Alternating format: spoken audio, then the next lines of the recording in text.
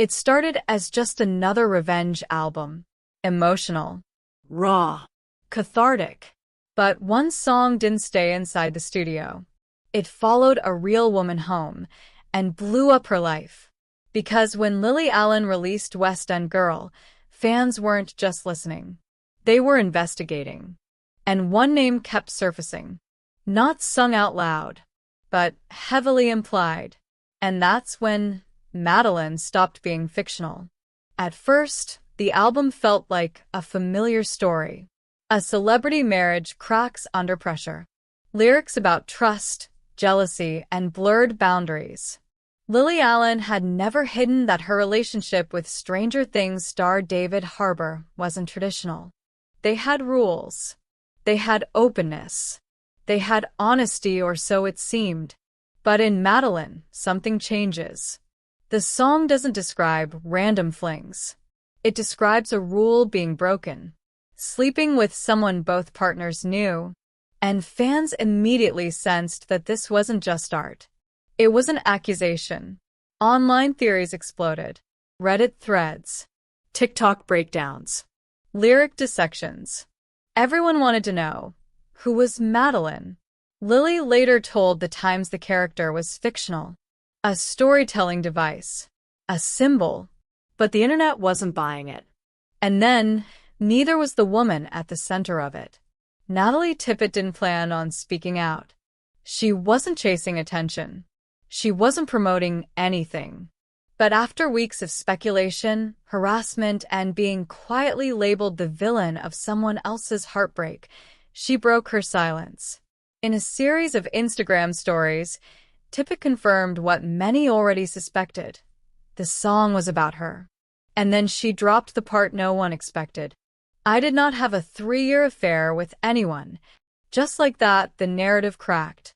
Tippett said she felt extremely violated by how the story was being pushed. Not just by fans, but by the album itself. According to her, the timeline didn't match. The accusations didn't match. And the messages? She claims she still has them. Messages between her and Lily Allen. Messages that, according to Tippett, tell a very different story than the one being sung to millions. She made one thing clear. She wasn't here to attack another woman. I don't weaponize women against women for the behavior of men, she wrote. That line hit hard, because suddenly this wasn't about cheating anymore. It was about storytelling. And collateral damage. Tippett described herself not as a character, not as a muse, not as a lyric, but as a human being. A single mother. A costume designer from New Orleans. Someone who said this situation used to be a marginal part of her life until it became a major disruption. She admitted she knew speaking out could make things worse. But staying silent had already cost her peace. And through it all, one person stayed noticeably quiet. David Harbour. Reports suggest Harbour and Tippett met in 2021 while working on We Have a Ghost. At the time, Harbour was still married to Allen. Whether boundaries were crossed or misunderstood remains unclear. Harbour hasn't publicly responded to the allegations, the song, or Tippett statements. But his silence didn't stop old details from resurfacing. Like the dating app Raya. Allen and Harbour first connected on Raya in 2019.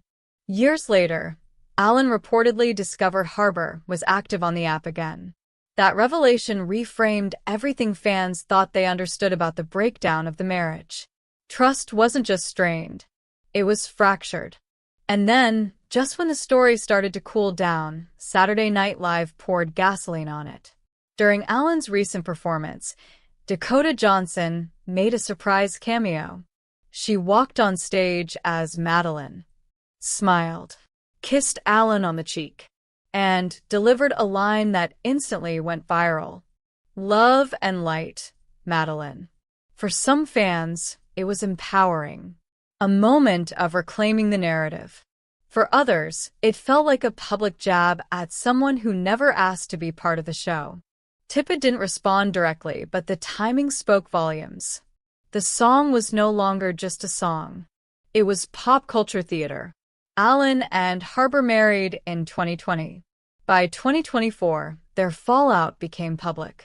By 2025, the split was confirmed. What once looked like a bold, unconventional love story slowly unraveled into mistrust, music, and messy headlines. And now, everyone's asking the same question. When does artistic expression cross the line into personal destruction?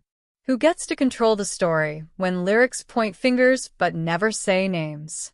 And why is it so easy to turn a real woman into a villain when the man at the center says nothing at all? This story isn't over. The album is still charting. The backlash is still spreading.